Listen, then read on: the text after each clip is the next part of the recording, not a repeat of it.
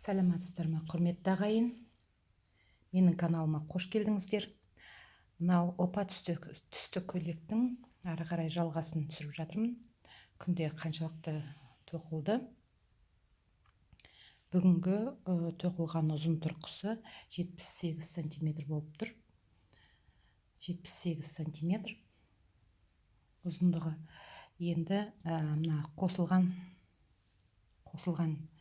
жіптің биіктігі 9 сантиметр болып тұр. 9 сантиметр. Мына жерден бастап есептегенде биіктігі 9 сантиметр болып. Яғни біздің жерде, мына жерде мен қолтықтың астына келіп тоқтадым.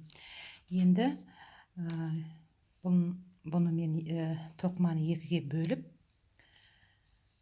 кеудесін бір бөлек, арқасын бір бөлек тоқимын. Ол үшін мен ортасына келдім. Мынандай мен бір жіпті теріс тоқып, екі жарып келе жатырғам. Неке астынан қарасаңыздар. Сол жіпті мен түйреуішке түйреп қалдырдым. Енді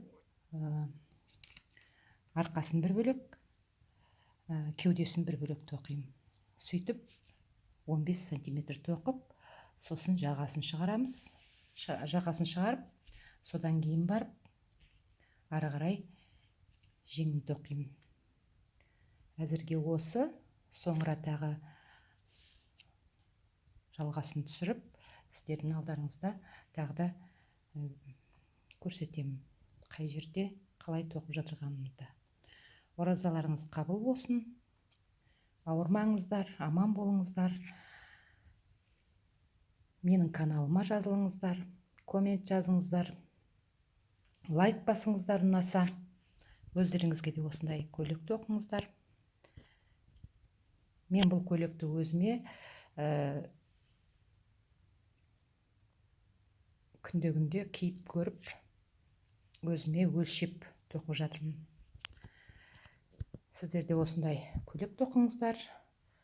Менен аса тоқыңыздар. Бұдан да әдемі қып тоқыңыздар.